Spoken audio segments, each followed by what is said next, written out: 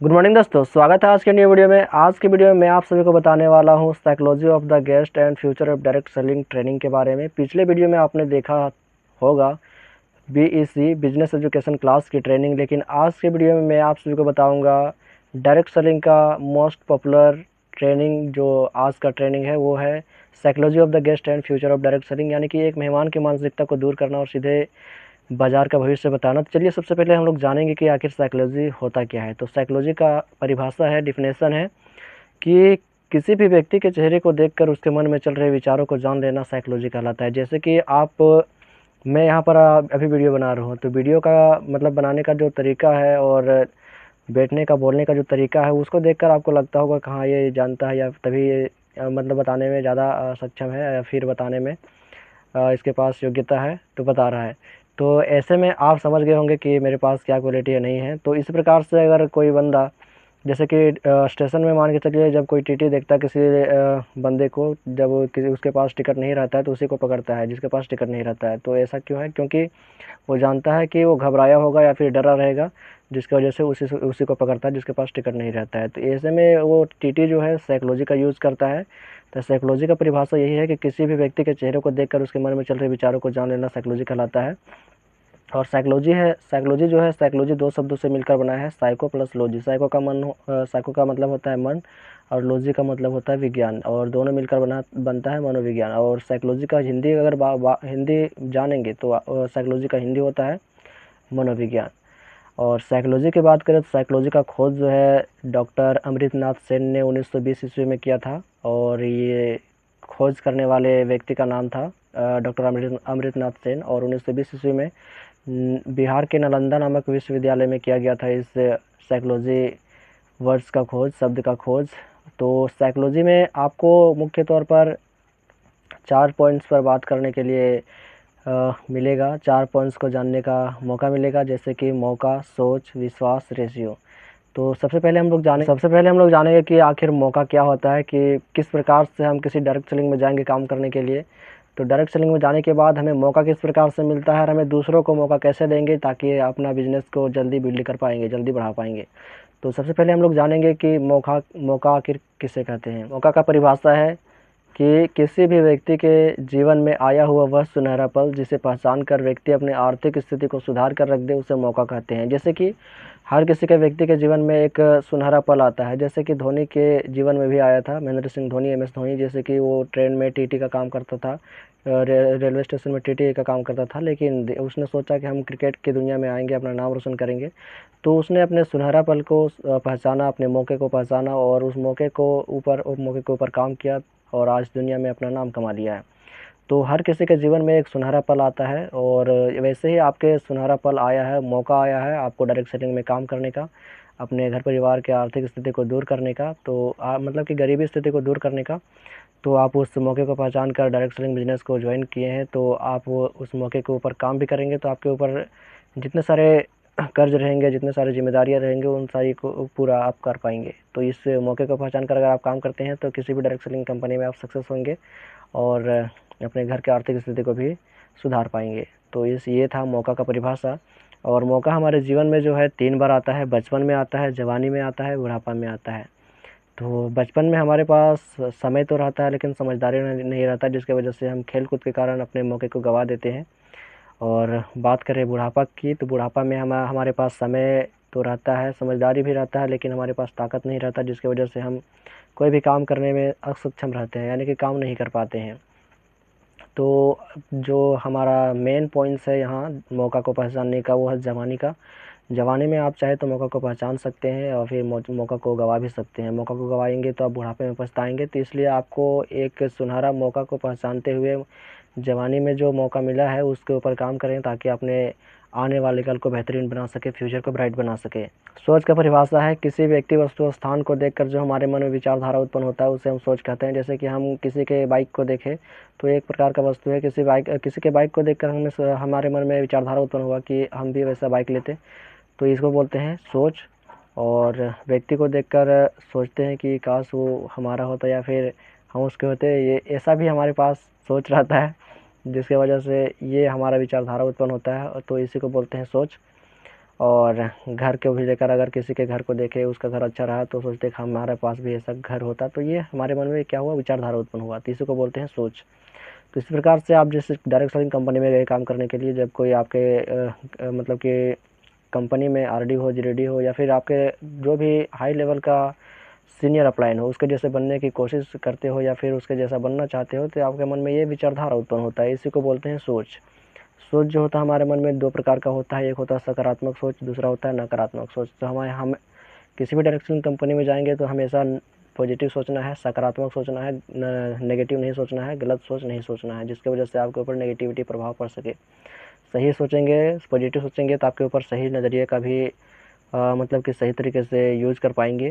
तो सही सोच रखना है किसी भी डायरेक्ट कंपनी में काम करने जाएंगे। तो बात करते हैं तीसरा टॉपिक के बारे में। जो तीसरा टॉपिक है वो है हमारा है साइकोलॉजी क्लास का विश्वास। तो विश्वास का परिभाषा है। अगला जो टॉपिक आता है हमारा वो है हमारा विश्वास। तो विश्वास किससे कहते हैं, विश्वास का परिभाषा क्या है। विश्वास का परिभाषा है किसी भी व्यक्ति या वस्तु या स्थान को देखकर जो हमारे मन में विचारधारा उत्पन्न होता है उसको सोच कहते हैं, लेकिन जो हमारे मन में श्रद्धा भाव उत्पन्न होता है उसको विश्वास कहते हैं।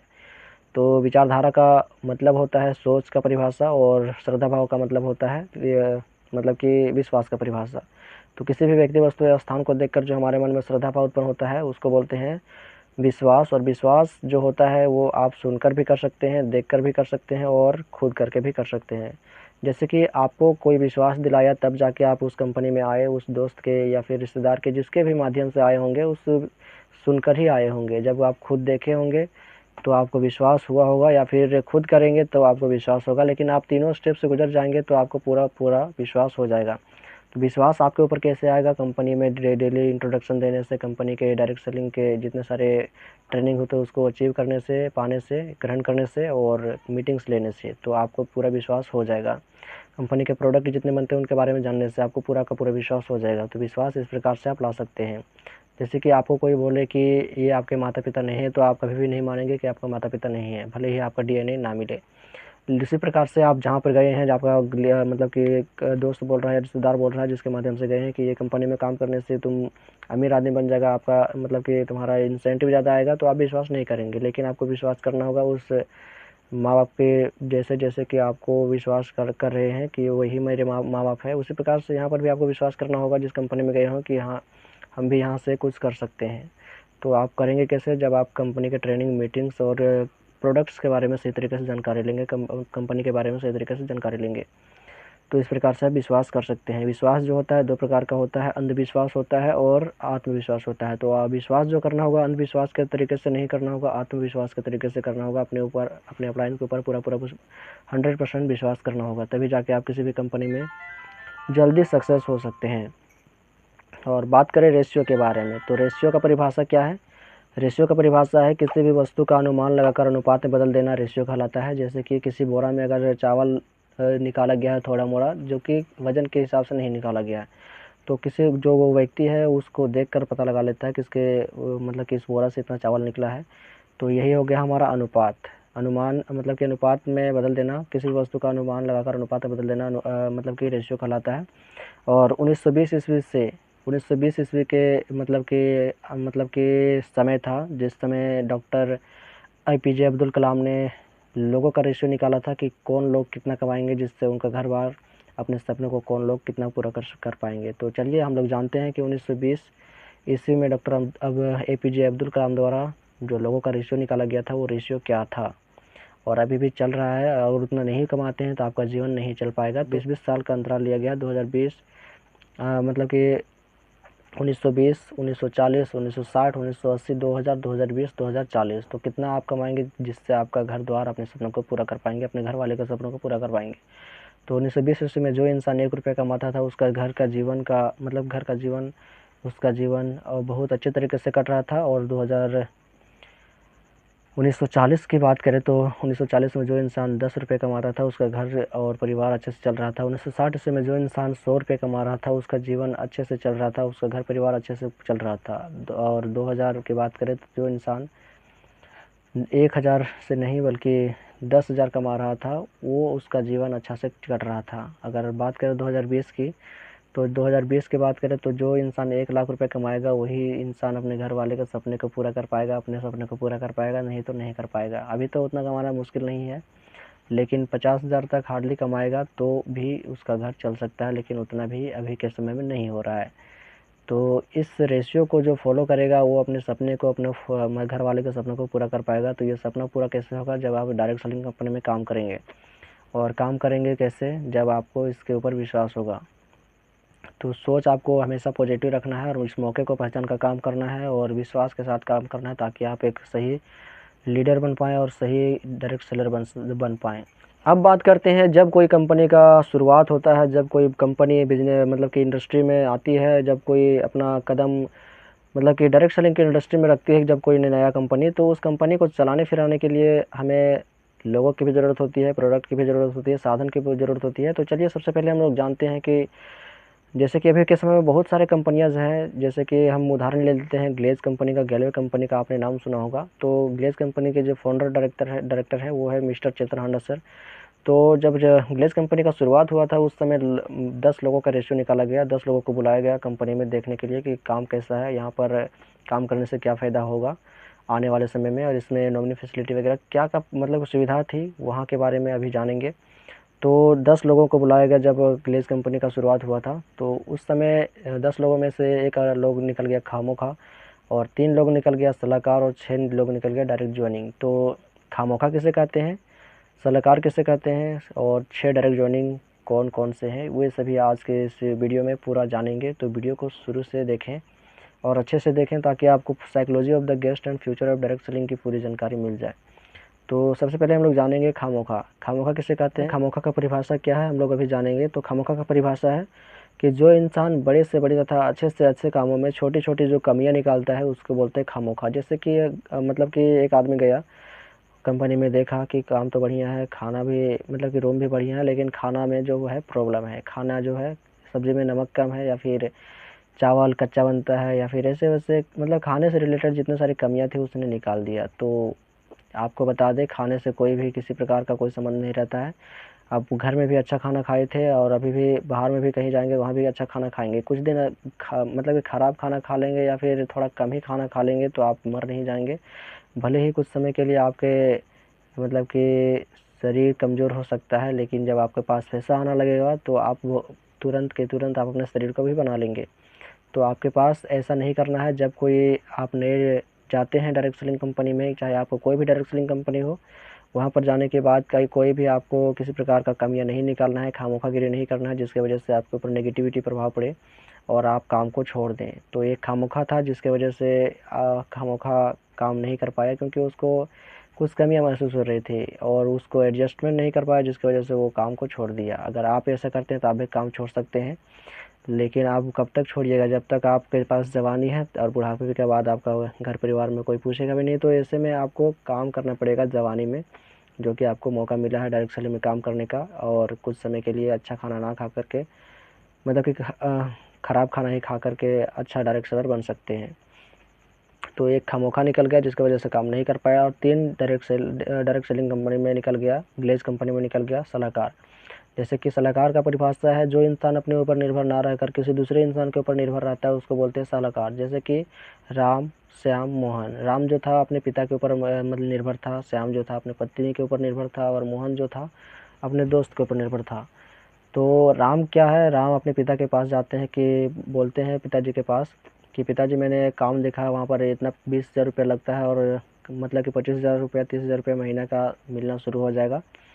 और ये जो काम जो है 8 घंटा का काम है, प्रोफेशनल काम है, यहाँ पर ज़्यादा काम नहीं करना पड़ता है, आप काम नहीं करेंगे फिर भी आपका पैसा आता रहेगा। ऐसे करके उसके पिताजी को बोलता है राम। तो राम बोलता है कि मेरे बाल जो है ऐसे ही नहीं पका है, बहुत सारे काम देख लिया लेकिन ऐसा कोई काम नहीं है जिसमें काम नहीं करेंगे फिर भी पैसा आता रहेगा। तो इससे वजह से राम जो है काम नहीं कर पाया। उसी प्रकार से मोहन जो है अपनी पत्नी के पास जाता है, पत्नी भी बोलती है कि मेरा भाई जो है इस काम को छोड़ के आया है, ये काम जो है फंसाने वाला होता है। तो ऐसे करके जो है श्याम मोहन भी काम नहीं कर पाता है। और बात करें श्याम की, तो श्याम भी अपने दोस्त के बहलावे फुसलावे में आ जाता है, बोलता है कि यहाँ साथ में खेलेंगे, 20,000 रुपये कहाँ लगाएगा, उधर फंसाएगा। तो ऐसे में तीनों जो है काम कर नहीं कर पाते हैं, क्योंकि वो तीनों लोग जो है दूसरे के ऊपर निर्भर रहते हैं। जिसकी वजह से वो काम नहीं कर पाते हैं, तीनों के तीनों उलझ जाते हैं। तो मैं आपको बता दूं, कोई भी व्यक्ति जो है आपको जो बताता है, समझाता है, दूसरा जो कि आप उस कंपनी में गए हैं, फंस गए हैं, तो आदमी जो है काम को नहीं देखा, ना आपका मतलब कि पिताजी देखे हैं, ना आपकी पत्नी देखे, या फिर कोई भी अदरवाइज कोई भी है। तो ऐसे में किसी के ऊपर विश्वास ना करके आप उस कंपनी में काम करें और अपने ऊपर निर्भर रहकर काम करें, ताकि कोई भी आपसे कुछ बोले तो आपको उसके बाद का प्रभाव ना पड़े। तो कोई भी अगर काम करेगा तो वो कमा कर आपको नहीं देगा, ना आप उसको देंगे। तो अपने ऊपर डिपेंड होकर काम करें किसी भी डायरेक्ट सेलिंग कंपनी में, दूसरे के ऊपर निर्भर ना रहें। बात करें 6 डायरेक्ट जॉइनिंग की, तो डायरेक्ट जॉइनिंग किसे कहते हैं? जो इंसान अपने ऊपर निर्भर रहता है तथा अगर मगर किंतु परंतु ना करते हुए सीधा कंपनी में काम करने लगे, उसको बोलते हैं डायरेक्ट जॉइनिंग। डायरेक्ट जॉइनिंग कहने का मतलब यही है कि जो इंसान किंतु परंतु अगर मगर ना करे और सीधे कंपनी में काम करने लगे, उसी को बोलते हैं डायरेक्ट जॉइनिंग। जैसे कि मैं हो गया, आप सब हो गए और हम सब हो गए। तो ये हम अभी काम कर रहे हैं या फिर आप लोग अभी काम करना शुरू करेंगे, तो आप भी एक डायरेक्ट जॉइनिंग हो गया, डायरेक्ट सेलर हो गए, और इसी को बोलते हैं डायरेक्ट जॉइनिंग। तो ऐसे लोग मतलब कि वो 6 लोगों में से आप भी एक लोग आ गए, तो हमारा जो कंपनी है आगे बढ़ेगा और एक अच्छा डायरेक्ट सेलर कंपनी में से उभर कर आएगा। तो आप डायरेक्ट जॉइनिंग करेंगे या नहीं करेंगे, आप कमेंट करके बताएं। और आगे के लोगों को भी आप डायरेक्ट सेलर में ज्वाइन करें, डायरेक्ट सेलिंग में ज्वाइन करें, ताकि आपका टीम बढ़े और आपका इंसेंटिव, आपका लेवल बढ़ पाए। बात करें पैरामीटर के बारे में। पैरामीटर क्या है? पैरामीटर एक काल्पनिक रस्सी की तरह होती है, जो किसी भी इंसान को खोलने और बांधने का काम करती है।